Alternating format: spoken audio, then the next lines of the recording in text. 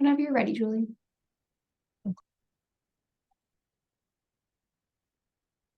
Hi, everybody. Thank you for joining us for the Pediatric Readiness Recognition Programs Collaborative. This is session 3. I know this is the day before a lot of people are going out on a holiday break, so thank you for taking the time to be here with us. So we can go to the next slide. So our funding acknowledgement. The EMS for Children Innovation and Improvement Center is supported by the Health Resources and Services Administration, which is within the U.S. Department of Health and Human Services. The contents are those of the authors and do not necessarily represent the official views of nor an endorsement by HRSA, HHS, or the U.S. government. We can go to the next slide. Again, thank you for joining us today. The session is being recorded. It will be posted on the website after this. If you have questions or comments, you can use the Q&A feature to ask those questions. You can also use the chat feature for your chats. And today's session is going to be very interactive. I think we say this every time. We have great discussion, but today we're going to ask you a few extra questions as well. So hopefully you've got you're ready to talk and ready to discuss recognition programs. So we'll go to the next slide. Here's what we have for an agenda today. We are going to review the components of a recognition program. We are going to take some time to address feedback that we've received recently about where we have gone so far in the collaborative. And then we're going to go through sort of a brainstorming session with everybody here to get your feedback on where we should move in the new year. Where should we take the collaborative in the new year? So we'll get it to everything and we'll explain as we go. So if you go to the next slide, I'm going to hand this to Lisa Gray, and she can take over from here. So hi, everybody. Thank you for joining us today. So a couple little things for level setting and taking a pause before we get started. So I feel like I really want to recognize, first and foremost, thank you all for joining us this afternoon. I know that a lot of us, myself included, have our eyes on the holiday and time off and all of the things. So we really appreciate your participation and your feedback. Secondly, I want to also recognize that we're really trying to listen and hear some of your feedback that we're receiving as this collaborative goes along. So for those of you that don't know, I also want to do a little bit of background about me. So while in my role in the EIIC is I work on primarily on the hospital domains and the trauma domains. So pediatric readiness in the hospital setting, and then pediatric readiness in trauma centers. But I also have a little role in supporting some of the state partnership program managers. Quite frankly, my colleague, Rachel Alter, has really, I'll say, assigned me states that really have very robust programs, managers who've been in the role for a very long time. So I'm really kind of a background support person for those folks. They have the majority of the states and the technical assistance for you all. But it's given me the opportunity to really understand more about the state partnership programs, the role you all have as managers and coordinators, so on and so forth. So that has helped me kind of connect the dots to state partnership programs and the things that we are trying to accomplish and drive change through on the EIIC side. So a little bit of level setting in that perspective.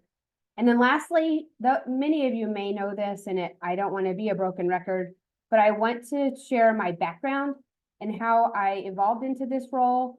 So my nursing experience was always been pediatrics, but I was a trauma program manager for a community hospital. So no academics, we had no residents, it was completely non-academic, but pretty much a rural community setting. So we had actually no pediatric, aside from our pediatric unit. So we had pediatric hospitalists and pediatric intensivists. We had no PIM support in the ED. Everybody was an adult trained person. However, we were during that time, or still are, what I call my home hospital. We were a pediatric trauma center, a level 2 pediatric trauma center. And also because where we are located in Southern Indiana, we were an Illinois EDAP facility. So while I have learned so much more about pediatric recognition programs, now that I'm with the EIIC, I knew a little bit from the EDAP program in Illinois because of my role at our community hospital and the trauma center. What I'm getting to is that I'm trying to help, I want to facilitate and help connect the dots for, I think my experience is a little bit different than perhaps even Dr. Remick's, who's in academic setting at a level 1 trauma center and a children's hospital. We also work a lot with folks in rural communities. So we're trying to kind of hit all of the areas, if you will. And I just want to reinforce that my background is completely I don't come from a children's hospital background. So I want to help you all with progress and as we move through recognition. And I hope that my experience will be an asset to that. So we're going to go back to we also thought, after hearing some feedback, it might be a good time, mostly because we have so many new state partnership managers and participating in our collaborative today. I think that we are at this time. I know we have approximately 30 new managers, which is incredible, which is awesome. I think we have hardly any vacancies in states. So that's huge as we try and drive pediatric readiness and drive pediatric change across the country. But it might be helpful for those folks who maybe aren't familiar with recognition programs, whether it be stroke, STEMI, trauma, now pediatric readiness recognition. It might be helpful to do some level setting and really what it means. So all that being said, really the why we're doing all this is 100% most important, trying to improve care for children. We know that from the MPRP assessment that you all have participated in and for through ongoing research and evidence, that emergency departments that participate in recognition programs have a 24-point higher median score than an average ED that does not. And then we connect the dots to higher scores, mean better outcomes. So it's really about just really improving care for pediatric patients. There's a bit of the public recognition piece, and I think that that's come to light recently as the Wall Street Journal has really picked up on some of the work that's happening in pediatric readiness across the country. So I think it's important to recognize, for the public to recognize, that we are not sitting back just listening. We are really trying to drive change and drive readiness through the initiatives in the EMSC program overall, not just the EIIC, the state partnership manager programs, TI grants, all of the EMSC programs. So we're kind of going to backtrack to how do we get there? We're going to walk through some of those steps today. A lot of this might be repetitive for many of you, and I do apologize if that seems to be the case. But we're going to kind of walk through steps again, and then I'll turn it back over to Kasey and Julie, and we can talk more about your input, open for discussion, and next steps. I also want to say, if anybody has any questions, please interrupt me as we go along. It's very informal, but we want to hear from you and have open discussion, but I'll be kind of talking a lot. So please interrupt me if you have questions or comments as we go. All right, next slide, Kasey, sorry. All right, once again, kind of level set and how this all ties together. We know that we're all here for a collaborative that is promoting by either starting a recognition program or enhancing a recognition program, whether that be on the EMS side or the ED side. So we're going to try and connect the dots. We all know about the assessment, and that is our main tool to identify where gaps are in readiness across the country.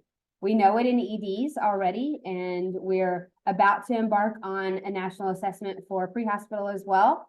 So this is the foundation of identifying where the gaps are.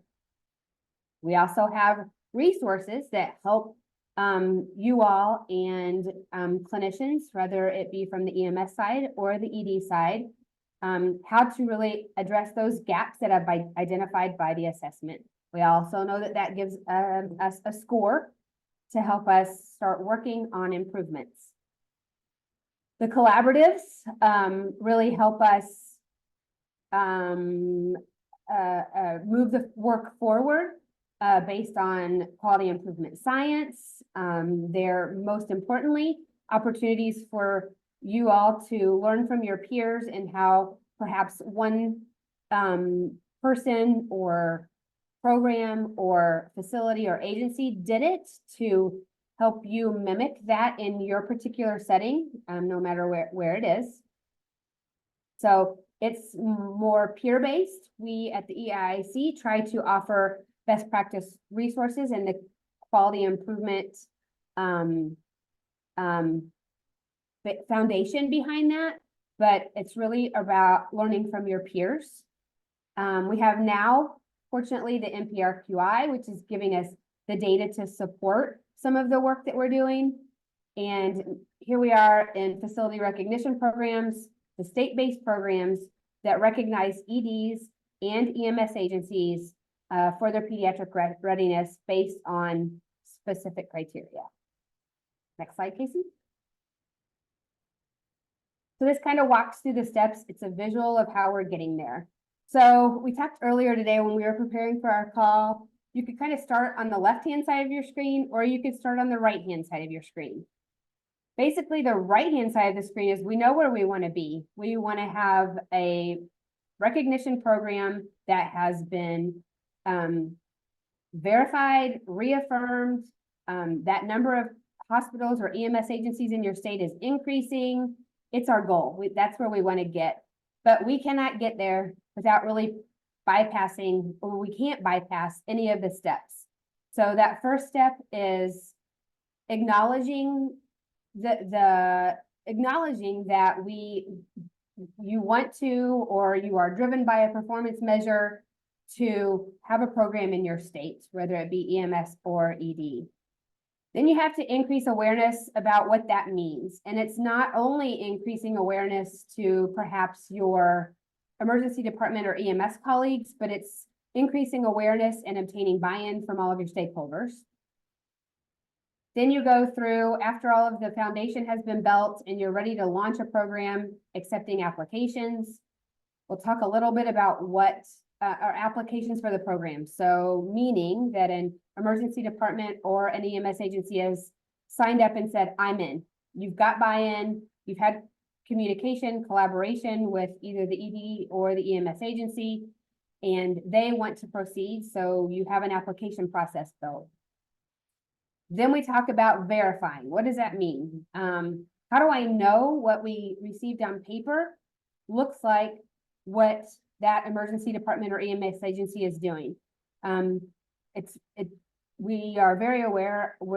I've been there, done that. One person cannot do it all in the verification process. This is engaging your stakeholders, your committees, so on and so forth. Who's helping you with that verification process to really understand what's happening on the ED or EMS side? Then you have the formal recognition as a site being ready. Then what does re-verification look like as far as timeline? Are you verified for 2 years, 1 year, 3 years, all of those things?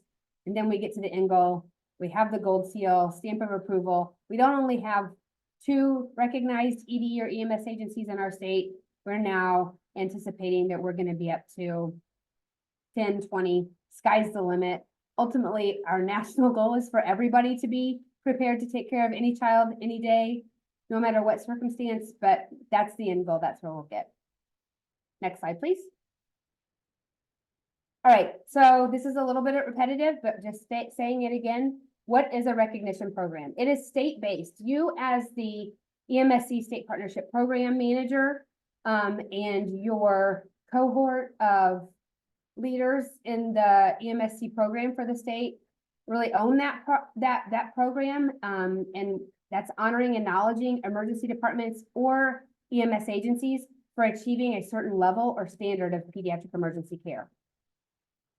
It's also 100% certain that programs are structured very differently depending on the state that you're in.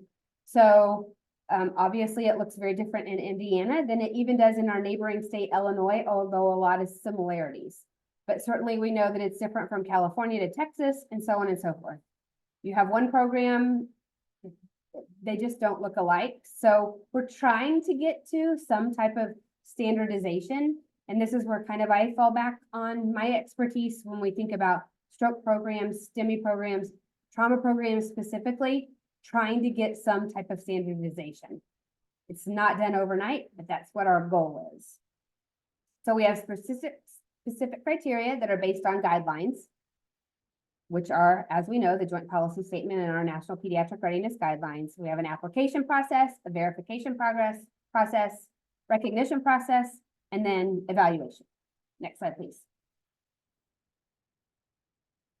So raising awareness for recognition programs, this can look a couple of different ways, but for the sake of today, we'll talk about, and I think that this was actually the breakout group that I worked with at the all-grantee meeting when we kicked off the collaborative. Really, it's a raising awareness for recognition programs, but it's also raising awareness for the importance of pediatric readiness.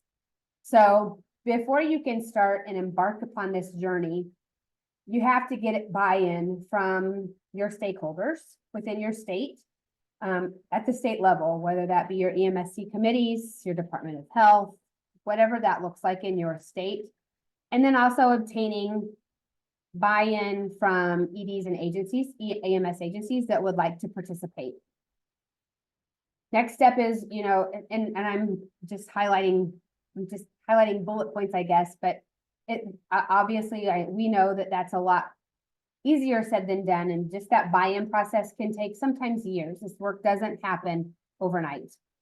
And then you start to, once you have buy-in from those important people who are going to help you do your job, then we start promoting what pediatric recognition means, what a program looks like, what the details are, and how to get there.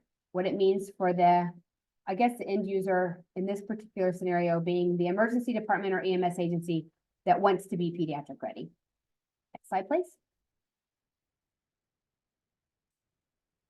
So we'll start a little bit with the application process, and that's taking for granted that a site, whether it be an emergency department or an EMS agency, is ready to demonstrate their readiness. They've got all their eggs in one particular basket. They're ready. They've got their ducks in a row for all the little cliche statements, but they're ready. They've looked at the policy statement. They've looked at the checklist. They think they're ready to demonstrate their readiness. So when we talk about applications, and I guess I should also really quick insert, I've had the opportunity to work with our HRSA colleagues. So to review applications that get submitted to HRSA. So I've kind of got I've definitely got a better understanding of what the rigorous process that you all go through when you submit documents to HRSA. So this application process is probably one of the documents that I have gotten the opportunity to review more closely. But I can say that applications looked at what I know is, and what my experiences with trauma centers, that application, the purpose is really to demonstrate commitment. You're frequently in that application process, understanding who your hospital administration is, you have evidence that leadership in the EMS agency or the hospital is supporting the process and supporting the initiative. You might be, depending on how brief or how in-depth you want that application to be, it could include, what that looks like in the emergency department, maybe some hospital resources, Do you have a pediatric unit? Do you not? So on and so forth. But that application is really the way the hospital is demonstrating readiness. So you all are building that on your end to determine what you think that should look like. A site partnership program manager, once that application is built with among you and your colleagues or your peers, you would review the application with your team, identify gaps, maybe think of questions that you want to come back to with that for that ED emergency department or EMS agency. But it's just really starting that process, and it's demonstrating commitment and the work that it takes to become pediatric readiness. So things to consider: eligibility. What does that look like in your state? Are you going to say that only trauma centers are eligible to be pediatric ready? Are you going to say that only critical access hospitals can qualify? What does that look like in your state? You know what your state looks like. Who is eligible? Then you set up some timelines and deadlines. And then, of course, always thinking about fees. I think we've learned from the environmental scan that there aren't a lot of states who have an application fee or a fee for this process. Most of you all are voluntary to this point, but something to consider is fees, and are there going to be fees associated with recognition? Next slide. I think it's also important to think about verification. So if we backtrack a little bit, we know that an ED or a EMS agency is interested. They want to embark upon this journey. They've submitted an application, and that application might be super in-depth and say, here are all the things that I have. Here's all the things that my ED or EMS agency, here's the evidence that I'm ready. I've given you policies, procedures, I have a PEC, I have all the things. Or you perhaps even have also asked in your state that you have some type of pre-review document, or in the trauma world, we call it a pre-review questionnaire, that really is your whole entire program on paper. So that reviewer and the team of people who are coming in to verify a site might already have an idea of what it looks like, but now they're going in to verify that process. We know that we hear from you all that there is angst in what it takes to, the manpower it takes to do a verification. I think that is real and it is heard. But again, part of this process and through this collaborative and working with peers is how can we get there and ensure that verification is real? I think one piece of that to consider is if you all in your programs decide to include a PEDS Ready score with your recognition programs, without a doubt, you have to have a verification process to really validate that that score is real. While we would like to think that this doesn't happen, we want to make sure that what's on paper really matches what's really happening in that emergency department or EMS agency. So when there's a score attached to that, it's super important to validate and verify that that's really what's happening in that setting. Not the only piece and not the only reason why verification is important, but something that kind of stands out as a must. So what can the state partnership program manager expect for verification? Gosh, I think it can be all over the place, and perhaps even what you make it. We know of programs that sometimes it's a 2-hour verification process or site visit, or it could be all day, depending on how big and how robust the program is. I think that you all have the ability to set that expectation.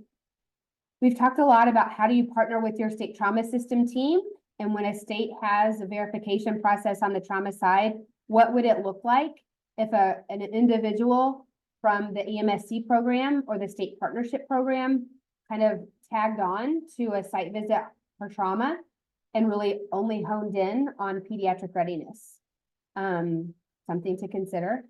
And then ideally your reviewers could provide a formal report, maybe talk through or document some of the gaps that they found during that site visit. In the trauma world, we talk about strengths of programs, weaknesses of programs, opportunities for improvement, all things to be considered. Then once you get from that to that verification process, What does that look like in the future? How often are you going to do it? Is it required? We've talked a little bit about requirements. And is there a fee associated with it? Not many are doing fees again, but something to think about. Next slide, please. So when we talk about program evaluation, it's kind of take a pause here. This is really that opportunity for those of you who maybe already have existing programs in your state. You've already embarked upon the recognition journey and you have recognized EDs or EMS agencies. Now that we're taking this path towards trying to come to consensus on minimum standards and minimum criteria, where is that? This could be a great opportunity to evaluate your program. What could we possibly do to enhance that, make it look a little bit different? Do the criteria need to be revised? Set some minimum standards. That's what we're working on now. But just things to think about as you evaluate the program that you already have in place. We're going to talk a little bit more about EMSC performance measures that go into effect in April of 2024. But have you included those in your program? If not, this would be a perfect time to maybe enhance your criteria or add those to it. And then, are you retaining the previously recognized sites? This goes back to the re-verification process.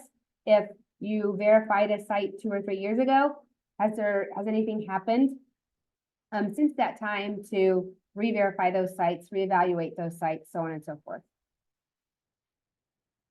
Next slide, please, Kasey. So I want to take a minute here, and I would love it if anybody had any comments or suggestions, excuse me, to talk about checklist versus minimum criteria. We've taken this journey in the last several months to try and get to consensus, and we've started the process of minimum criteria. But I'm wondering if there's a little bit of confusion between the checklist and minimum criteria. So some of the applications that I've been looking at and some of the discussions I'm hearing are people are thinking that you have to have a kind of an all or none mentality. All of the things on the checklist must be checked to be a recognized ED. While don't get me wrong, this is best case scenario and these are the standards, ultimate standards.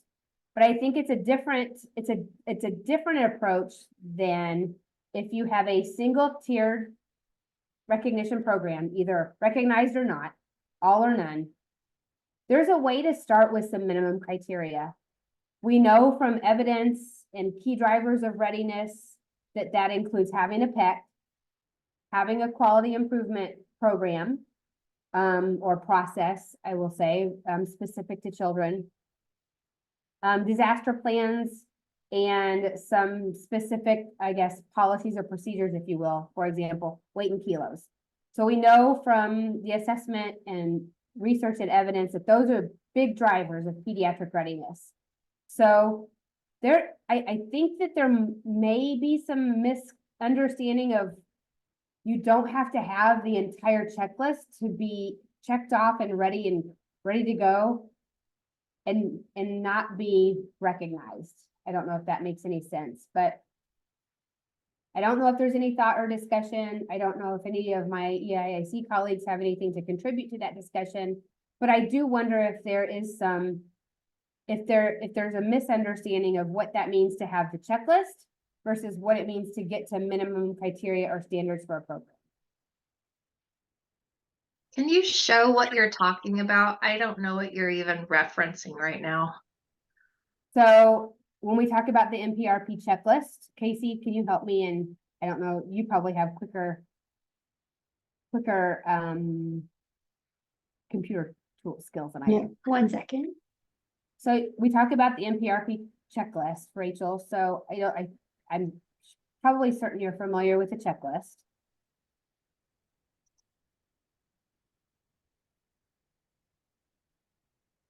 So I think that there are some folks who maybe think that you have to have every single thing checked on this checklist to be a recognized program.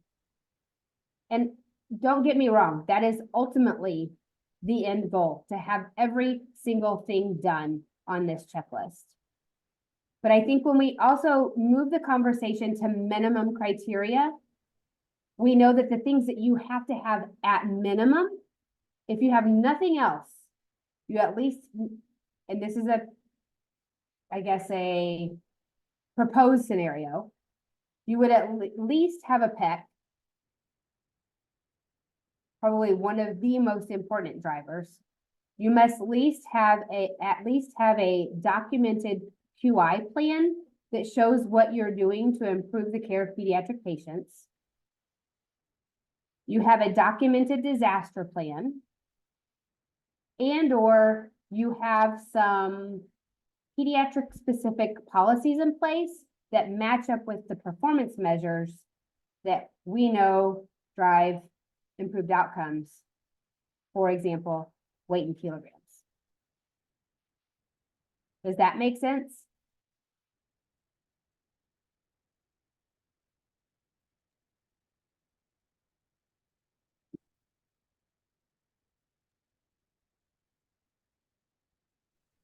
So I'm not caught up. I'm gonna, in full disclosure, I'm not caught up with all of the questions that are happening in the chat, but I just saw the last one. What about supplies and equipment? I find that a minimum. So I think that is a great example of, as you, the state partnership manager program, and your cohort of experts or team, EMSC committee in your state, or whatever that looks like, you all have the opportunity to set the expectation. You're setting the expectation in your state for an EMS agency or an ED.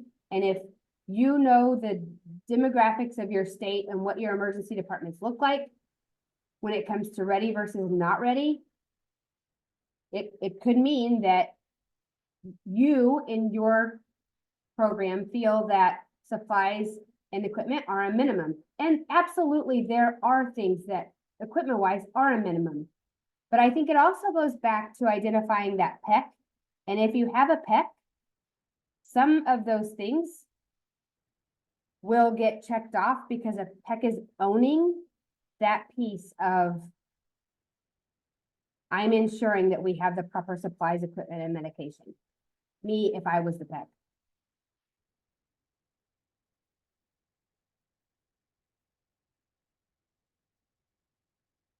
Comments or any more? So, and Emily, I see your comment. Yes, you're exactly right. We are going, that's what we're proposing this Delphi process will show, or we're going through this Delphi process for a consensus among you all and your, whether it be your EMSC committee or we hear you say, I don't feel like I have the expertise to decide what minimum criteria should be. So then you're taking that back to your EMSC committee or your medical director or whoever, not you solo. This work can certainly not be done by one individual, but that's what what is called a Delphi process is going through to rank what is considered highest priority and should be the bare minimum to have a program.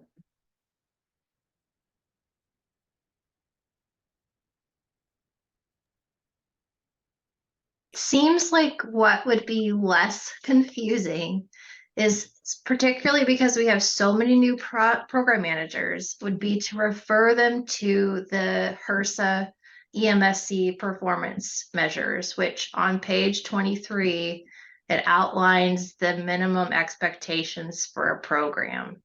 If they follow those to the letter, that might be helpful versus kind of talking about Delphi and whatever else like that. I think just further confuses people.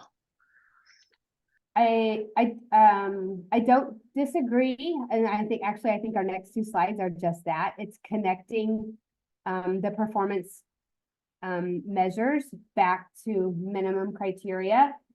So they do marry up quite nicely, but it's, the Delphi process is one it's garnering consensus. So I don't know if opinion is the right word, but it's ranking based on evidence, interest, evidence, feasibility, and I'm probably missing one that I'm not thinking of over the top of my head, but it's going through that process, versus the suggestion, or not the suggestion, what the performance measure is.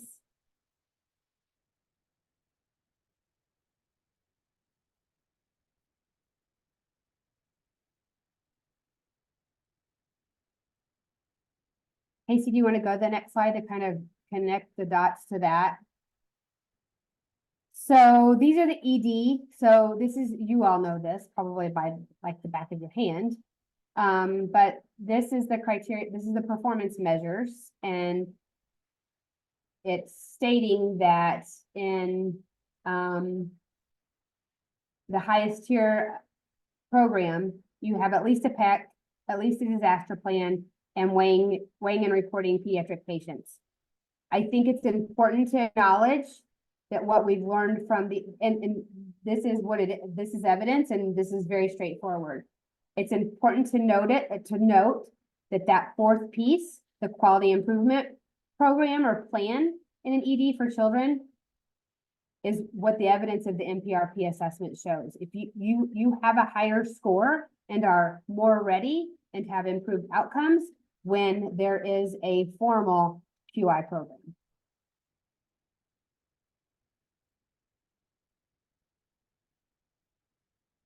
What questions am I missing from the chat, Kasey or Julie or anybody? Or feel free to ask those questions, you guys. I think Emily's comment really needs to be brought out and reviewed, spoken aloud, because it sounds like that's a lot of the questions. And so Emily said, but HRSA only sets the criteria for the highest tier. So what you have right here on the screen, and for the pre-hospital recognition programs in the performance measures, this is the highest tier. So if you have multiple tiers in your recognition program, what we're doing is we're talking about, for the consensus process, is the minimum or lowest tier. And then Emily goes on, which I guess would be the same if you have only one level of recognition. I think, so we talked about this a little bit earlier, so I'm just going to talk off the cuff here. We talked a little bit earlier in our PET meeting about talking about tiers, excuse me. We talked about tiers. So if I'm thinking, and I'm new to pediatric recognition programs, so don't get me wrong. I think of tiers as what your capabilities are within your emergency department. It's when it's a pediatric, you're either recognized or you're not. When it's either all or none, that is straightforward to me. Minimum criteria is straightforward. I think that it's hard for me to talk about tiers when I wouldn't have an example of the diversity within a state of what that might look like. So minimum criteria is you have to at least have these 3 things or these 4 things. When you talk about tiers, you're getting into more advanced pieces of the checklist. We'll talk about, you can talk about more advanced equipment. You could talk about competencies. You could talk about imaging guidelines and image gently or ALARA guidelines. It's just a more advanced level of pediatric care, if you will, but you have to acknowledge what that ideally would look like in your state. Again, not you deciding alone, what your team of experts would decide what that looks like in your state. Is it going to be an all and none, or are we going to have basic for lack of better terminology, basic, intermediate, and highest capabilities.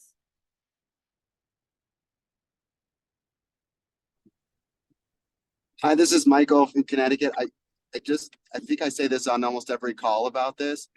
I still think that consensus that has to happen first is what hospital recognition means.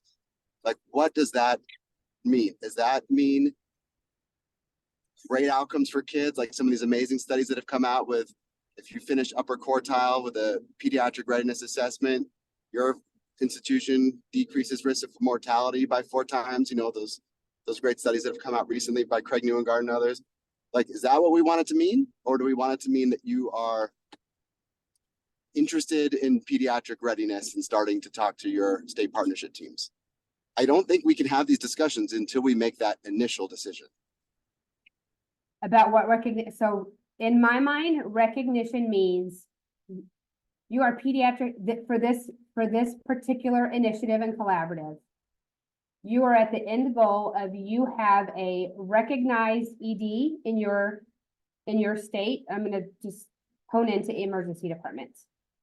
Your emergency department is ready to take care of any pediatric patient that walks in that door, not take care of them for the long term. You are able to resuscitate, stabilize, and resuscitate, stabilize, evaluate, and either get ready and ship or keep any child that walks into your department. So you are ready for anything that walks in your door.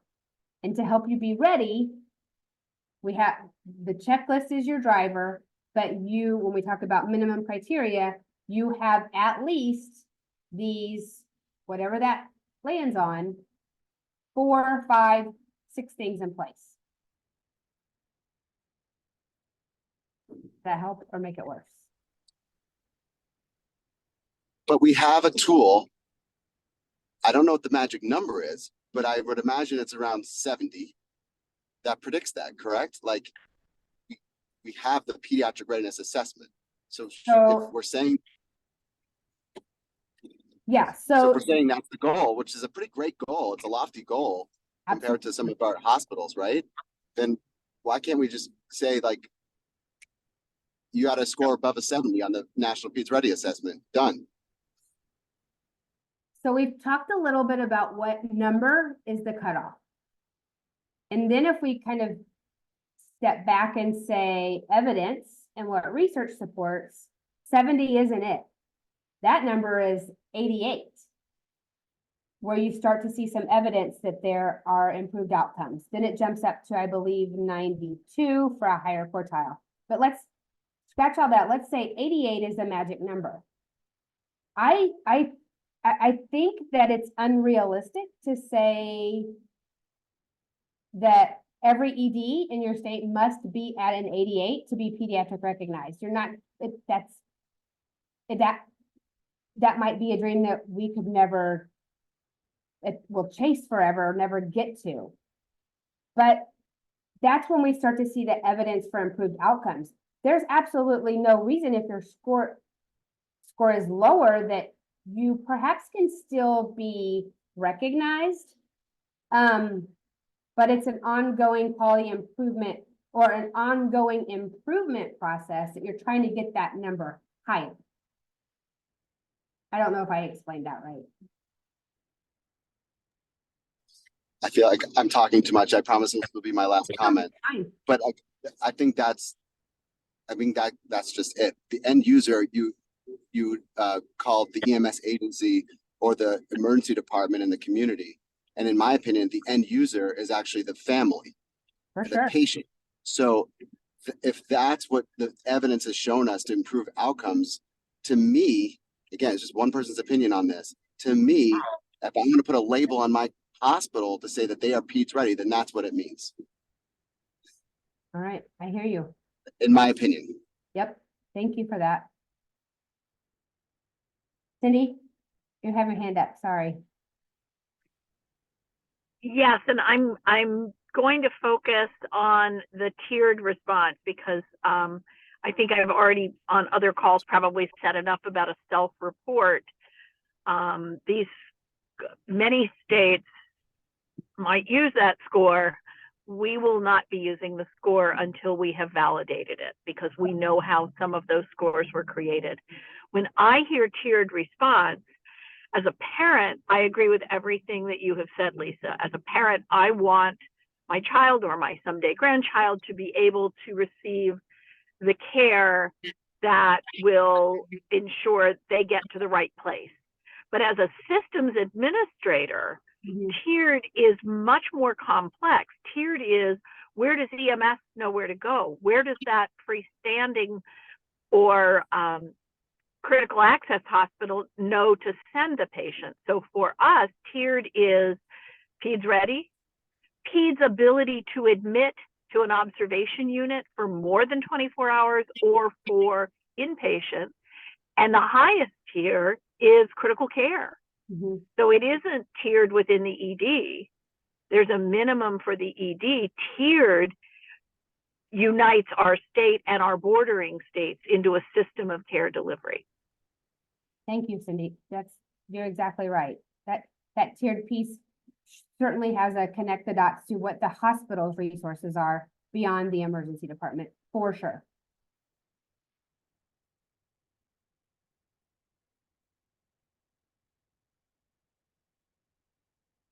What else? Other comments that I'm not seeing in the chat because I'm not very good at that?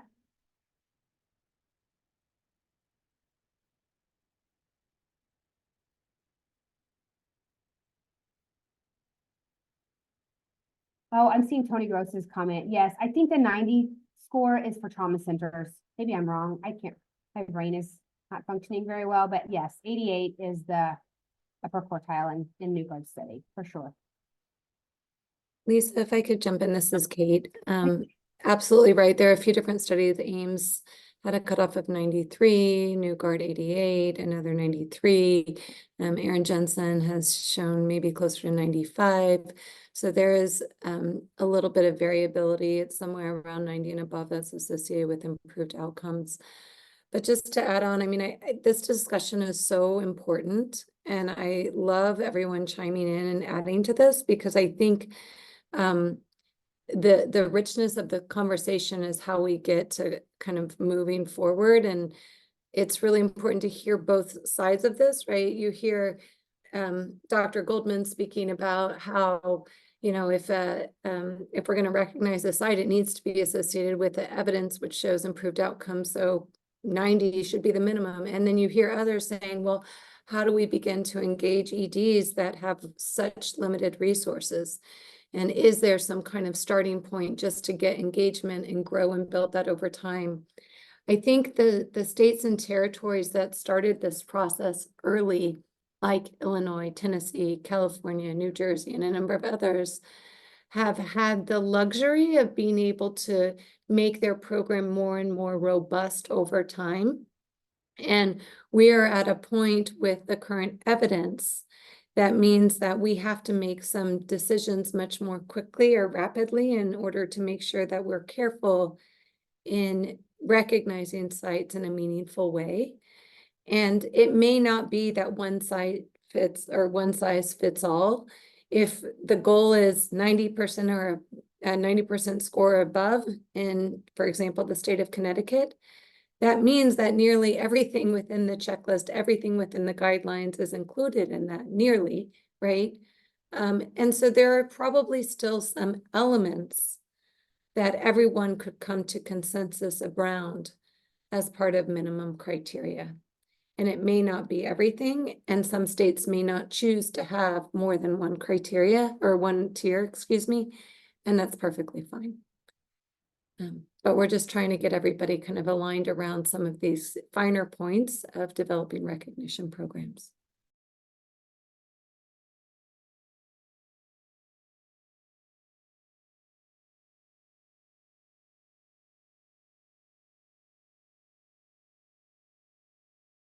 Sorry, we have another slide that is EMS recognition as well. It looks, I think, very similar. but what else can we talk through? What other angst is there? I think some of the important things to know are this doesn't happen overnight. I look at trauma systems. Oh my gosh, those have evolved over 25 plus years. This work doesn't happen overnight, but I think that we are primed and ready to drive change in pediatric readiness in our states. Now is the time. If we don't do it now, we'll lose momentum. We have evidence.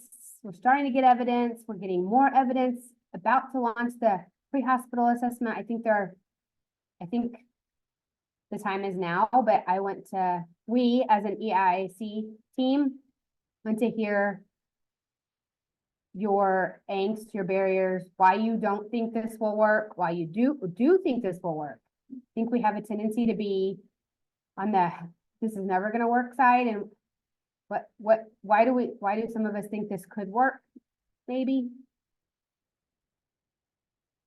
This is Anna. Can y'all hear me? Yep. I was unable to figure out how to raise my hand. I just want to reiterate from the program manager's side of things, and to tie it into your idea of how much the trauma systems have evolved. This really feels like a long-term goal. These are really high expectations. We don't, as program managers, have enough funding to go do a full day site verification visit. It's a great idea. I support it 100%. I think in order to get to these lofty goals, which are appropriate goals, and certainly, as Cindy alluded to, every parent and grandparent or anybody who has a child in their life would love to have these high goals reached in a short amount of time. What I'm getting from my colleagues from other states currently is that there's this giant disconnect. We're being told that we're heard about the struggles that we're facing in order to implement this type of program. But honestly, it really just feels alienating that these goals are being given to us. Maybe we could do this in 10, 15 years, but we really need to start slow. And state partnership program managers need to be supported in creating these recognition programs at a base level, right? So I just ask that we really just slow down. Per Dr. Goldman's recommendation, we figure out specifically what our definitions are before we start sending program managers out to do these big lofty asks. I mean, the idea of a verification or re-verification fee is something new. We really need to slow our roll if we want recognition programs to be initiated and successful. And seriously, thank you for all your work, because it's so overwhelming. And I just think the success and efficiency of recognition programs are going to rely on us slowing our roll, having larger conversations like this, but at a larger level, as opposed to like the fine details that we're talking about right now. And really just getting everybody on the same page about what is doable maybe in the next 3 to 5 years. Thank you. Thank you, Anna, very much. Great, your comments are appreciated. And the only thing I'll say just off the cuff is these are lofty goals. These are stretch goals. But it's certainly I think we have the end goal in sight, but do know that it does not happen overnight. And your comments are noted that we need to slow down and maybe start with some basics, which is what we tried to do a little bit today, but thank you for all of your comments. They're appreciated. Hey, Sally, you have a question? Yeah, more than anything, a comment, Lisa. In Texas, we're trying to build a system of regional PECs that will be able to go into our level 3 and 4 trauma centers and help those hospital PECs first identify a hospital PEC and then work with them to do their pediatric readiness assessment, identify their gaps, and start a plan to close those gaps, in addition to some simulation training with them. But we've been meeting with them regularly. And the other night, one of them brought up something that was one of the most eye-opening things I've heard in a while.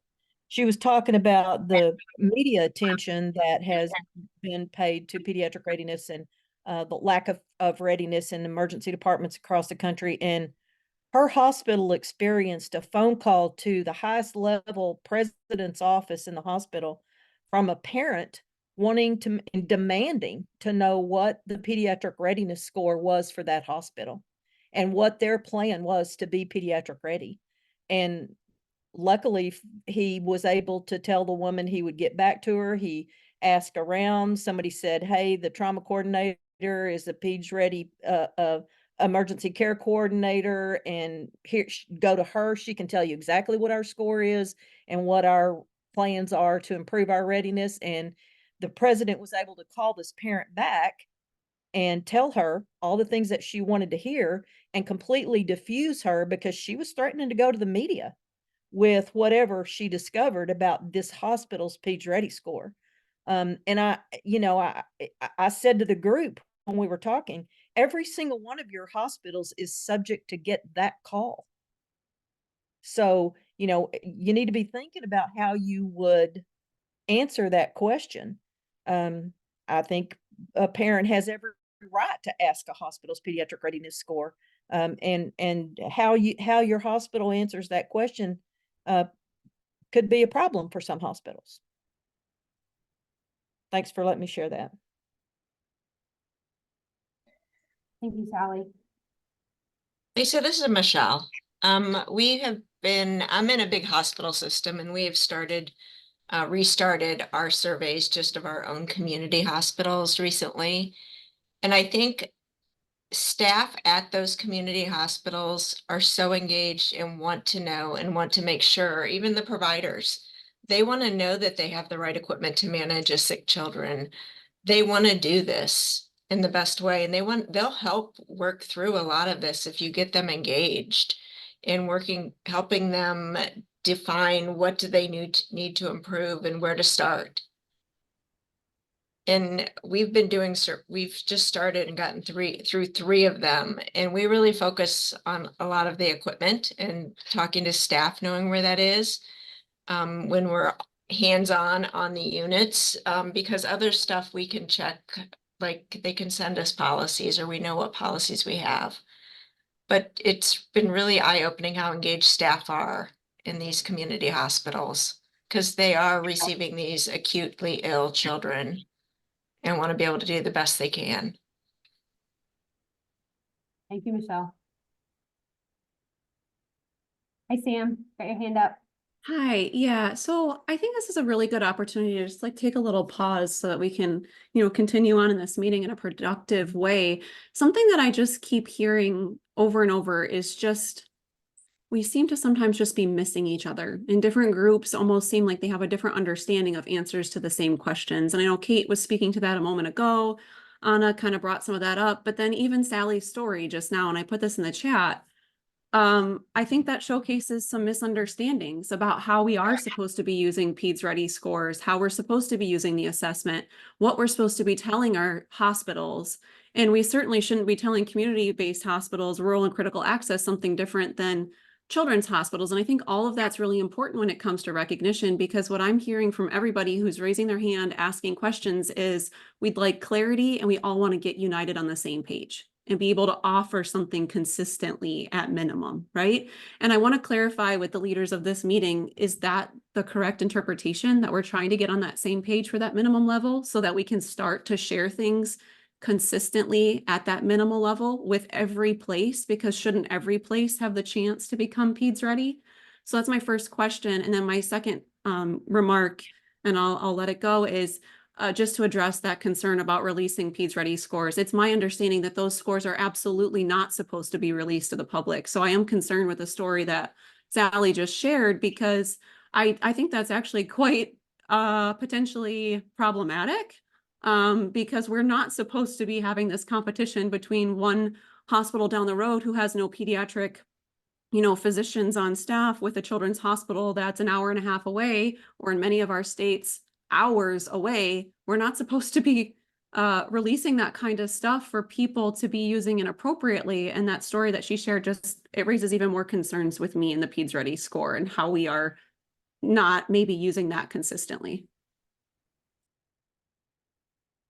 I don't claim to understand I know that the scores are confidential. I don't know what a hospital can or cannot share from an ED leadership perspective, so I will defer.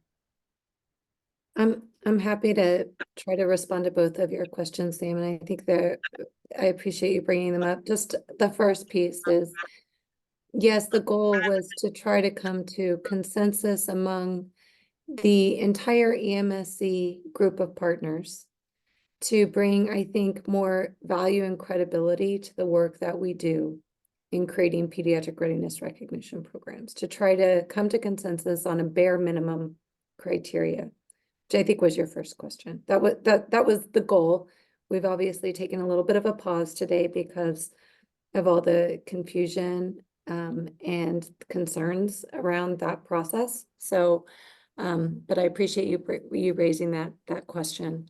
And then the second is that every hospital who took the assessment signed an agreement that their scores would not be shared, that this was indeed confidential. And so nobody else is allowed to share their scores on their behalf. However, a hospital could choose to share their score in a certain circumstance, but we are not allowed to share their scores for them at this juncture. Hopefully that answered your question, Sam.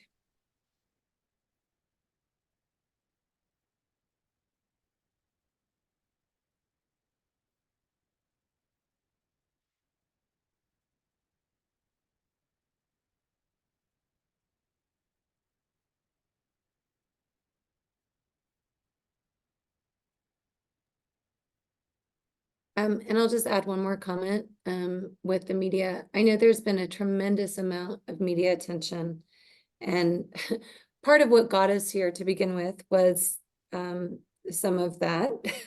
I think it was a couple months ago we started this call talking about the recent Wall Street Journal article. And I think that article in particular is problematic. And we all know this, but I'm just going to reiterate it anyway. Within that article, they created a list of hospitals that they identified as meeting some standard for pediatric capabilities, something that was supposed to align with pediatric readiness. And their algorithm is immensely flawed.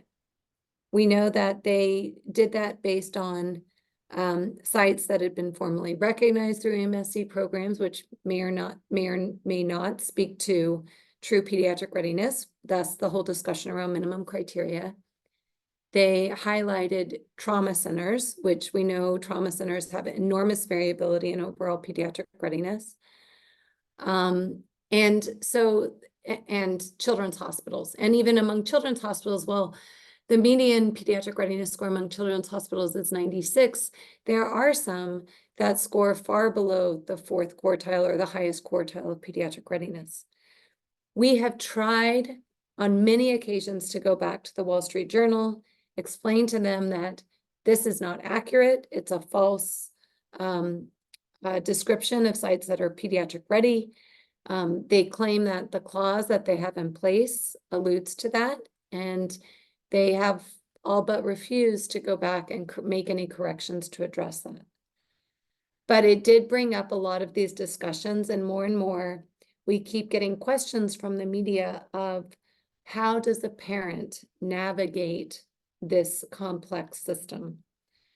And we are kind of at the forefront of this because we as an EMSC program are, challenged to, and I say challenged with Anna's comment in mind, challenged to create a pediatric readiness recognition program for EDs and EMS agencies with limited resources.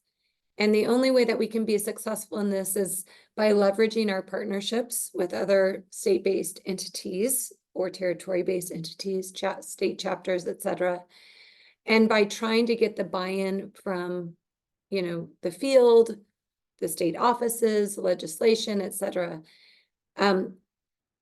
It's not perfect. Nothing's perfect right now. We're just trying to figure out how to move this forward the best way we can.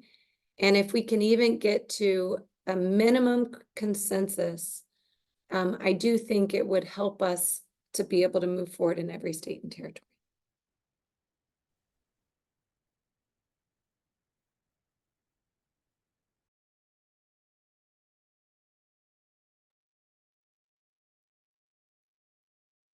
Does anybody have any questions or further comments? I appreciate all of this feedback, all of this discussion. But before I turn it over to Julie, any other comments?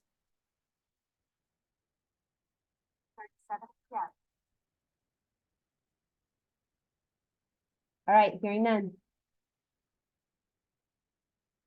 Okay. Thank you, everybody. Just love hearing this discussions and everybody talk. I learn more and more every time I hear it. So just a reminder of the goal of the collaborative. We want to work with all the states and territories within the collaborative. We want to help you develop your recognition programs, incorporate the key recognition criteria, and support the expansion of your programs as well. We want this to be a valuable experience for you as the people that are leading the recognition programs in your state. So again, thank you for the robust conversation. So we'll go to the next slide. We heard a lot from Lisa about recognition programs and the components of those programs, and the criteria discussion. So at this point, we want to ask you, what areas does your state recognition program need support in right now? For the next year in the collaborative, what can we do? What do you need for your recognition program to move it forward? Whether that be to help develop that program to lead towards full recognition, whether that be to incorporate the suggested criteria at the highest level from your performance measure, or whether that be to expand into rural or urban areas, or like we heard in the chat, to retain the hospitals and the EMS agencies that have already done recognition, but they've been recognized for several years. How do you keep those in the program? So what area do your state's recognition program need support in?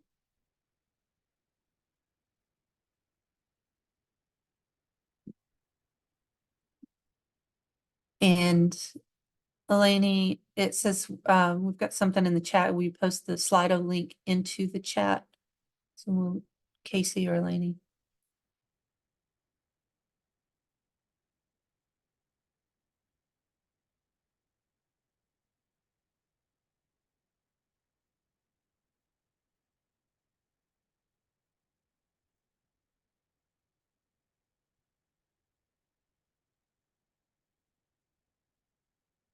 I would love to help you financially, but we have it.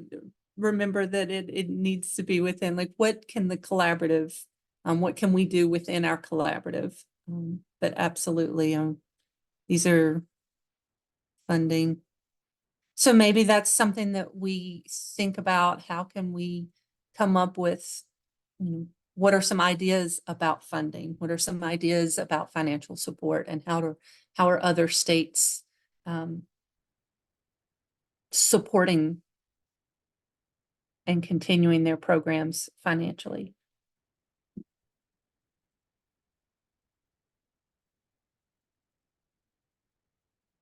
These are great.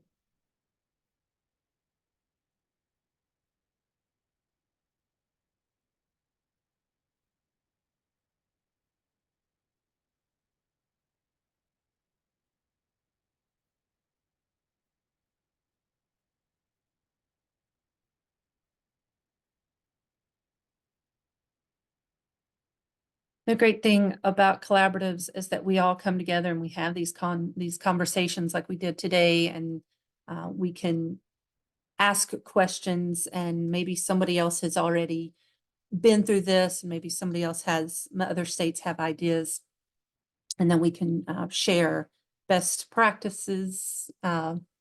We can share ideas.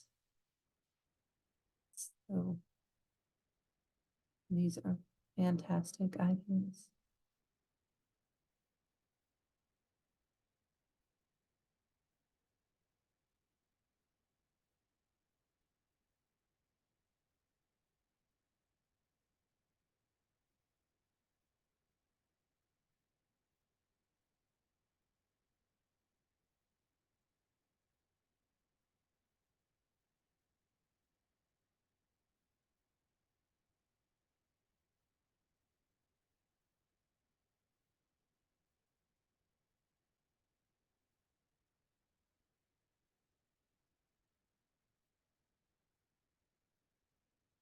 Looks like several of you are still typing, so we'll give you a few more minutes.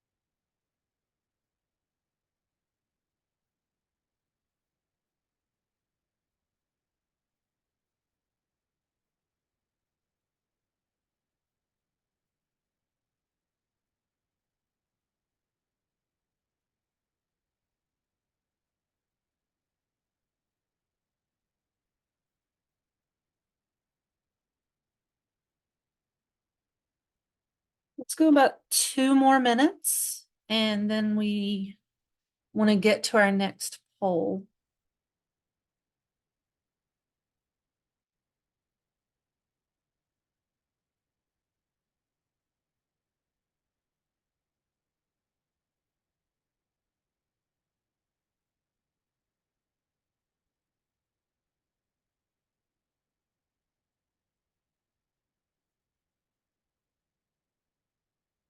Great.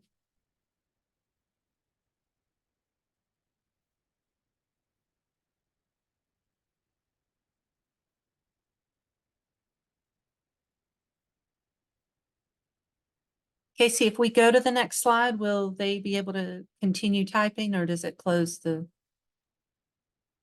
Slido? Yep, if you're finishing up a response, you'll be able to continue it. Okay, great. We're going to go on to the next slide, and y'all can continue typing.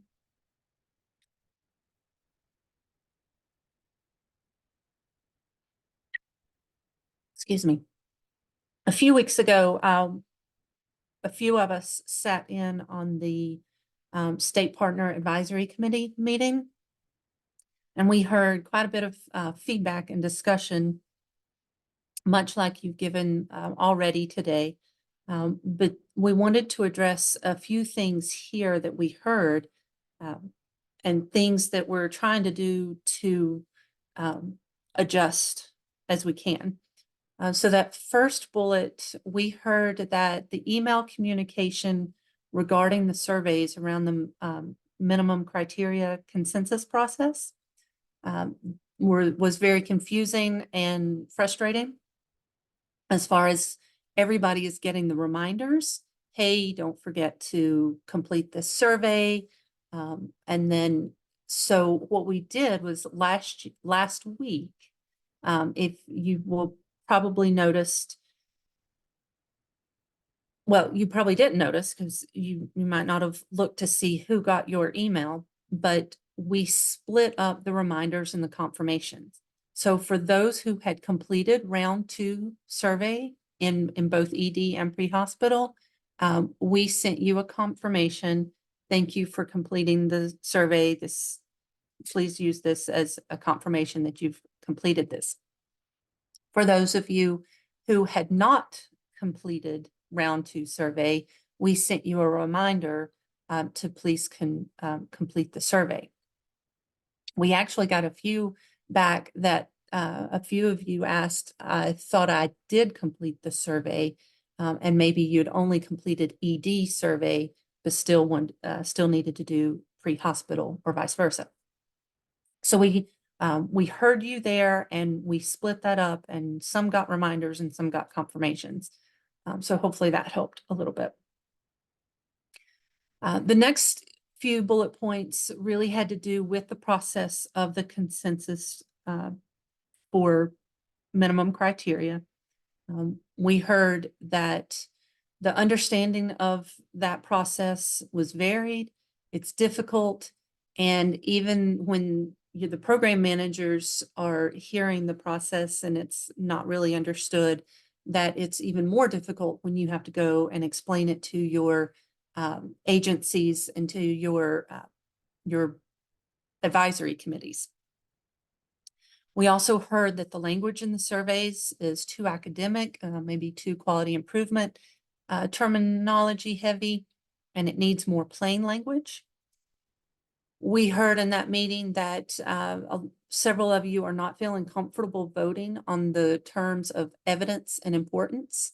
So we ask you to rank 1 through 5, strongly agree to strongly disagree. For each criteria, is there evidence to support this? Is it important to patient outcomes?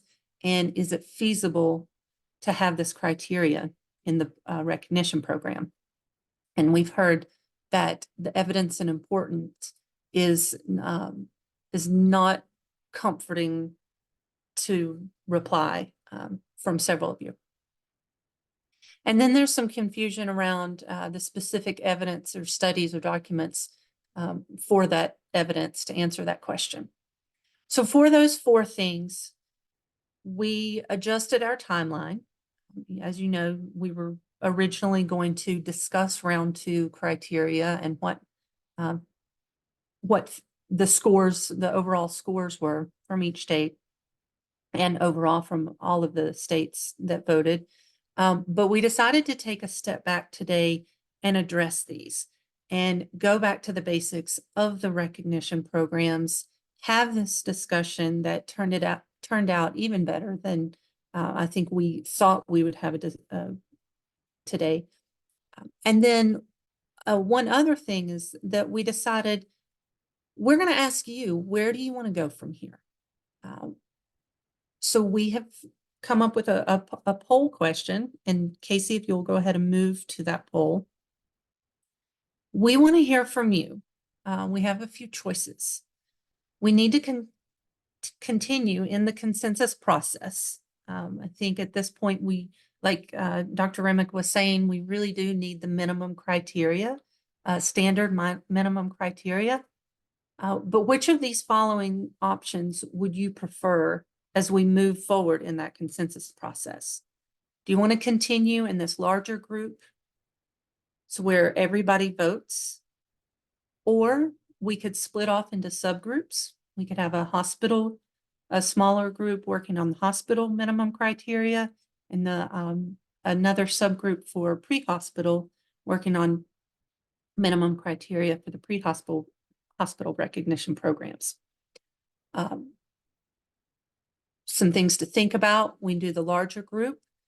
We use this time during our collaborative, the 3rd Thursdays of the month, and we continue on as we've been doing. And so the next session, we would discuss the round 2 voting that just happened. Or we could split off into subgroups where maybe a small number of you who say that you'll join this subgroup and you continue in the consensus process in those smaller subgroups. So we'll launch the poll and you can choose. Do you want to continue in the large group? Should we use subgroups or other? And if other, please offer some suggestions.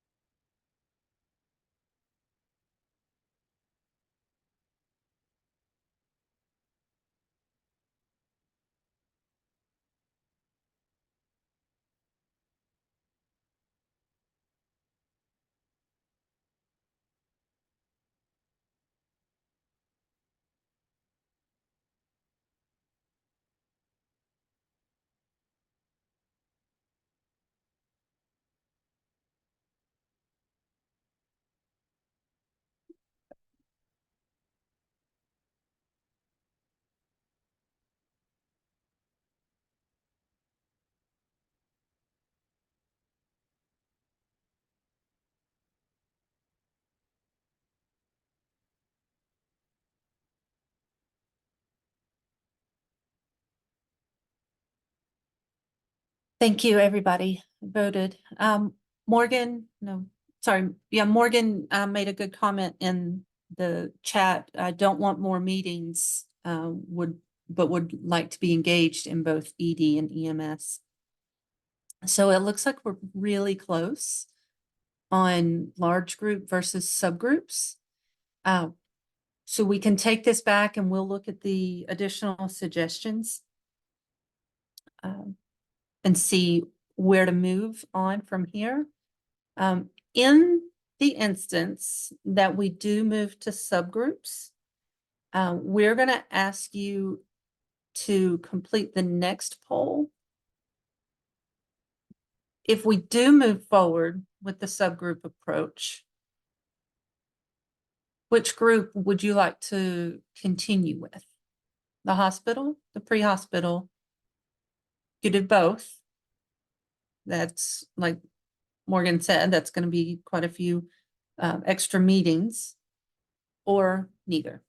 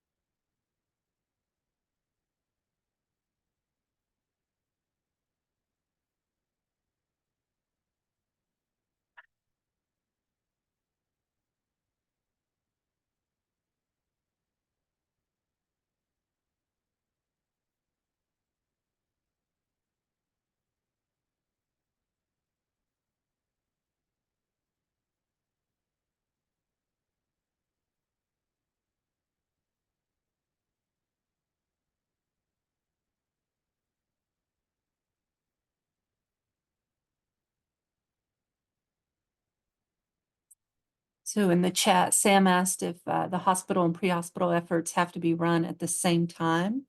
We want to make the collaborative as inclusive as possible. And since it is geared towards both hospital and pre-hospital, what we had thought about doing at one point is having one meeting so that this meeting was going to be focused on hospital specific minimum criteria. And then the next session in January would be pre-hospital. So we could do that, and we could just alternate.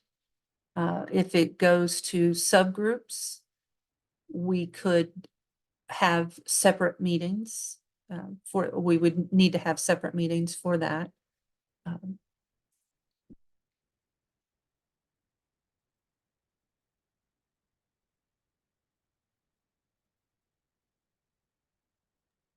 So Rachel, can you elaborate on that question? Large versus subgroup address the issue about your comfort level and address it in the Delphi process? Is that what you're talking about?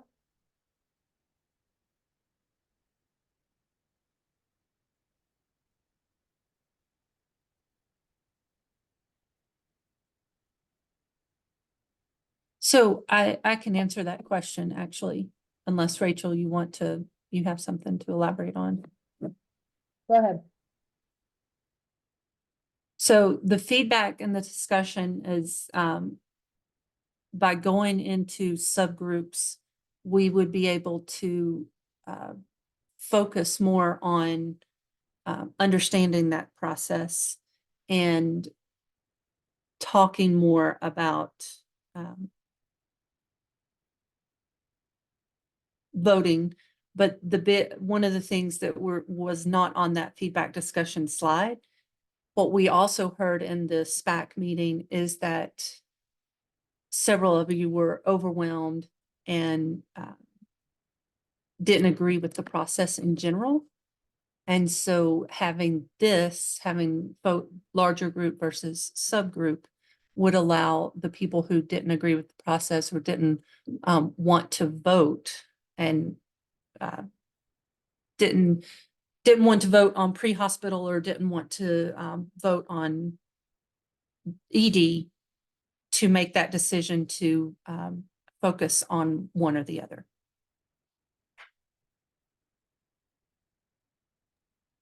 Yeah, I think the intent was that for those who did not feel comfortable voting or ranking these criteria could exclude themselves from it. So only those who felt comfortable and wanted to be part of it could join a subgroup and everybody else wouldn't have to. But when we do it in the larger group, it kind of forces everyone to be part of it. And so that was part of the point.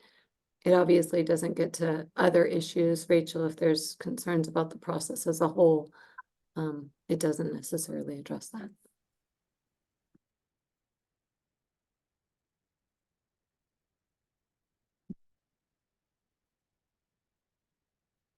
I think we are slowing down enough that we can move on, Kasey.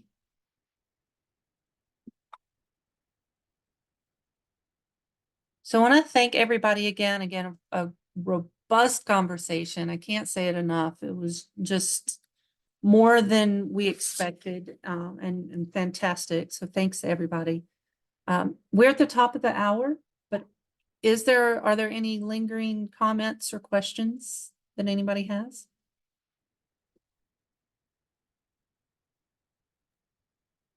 Okay. Our next session will be on January 18th. If that date is right. And we will see you then. If you have any questions between now and then, feel free to email us. And I hope you have wonderful holidays. Hope you get a break at some point and have a wonderful day, rest of your day.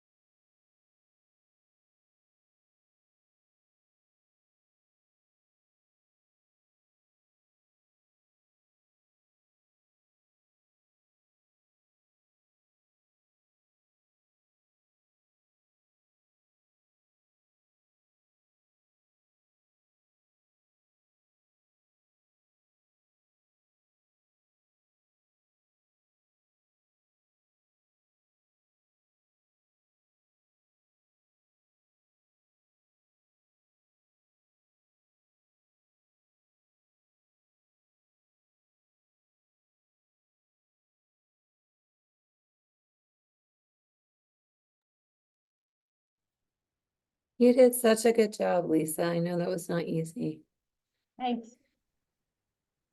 I Good tried. job too, Julie.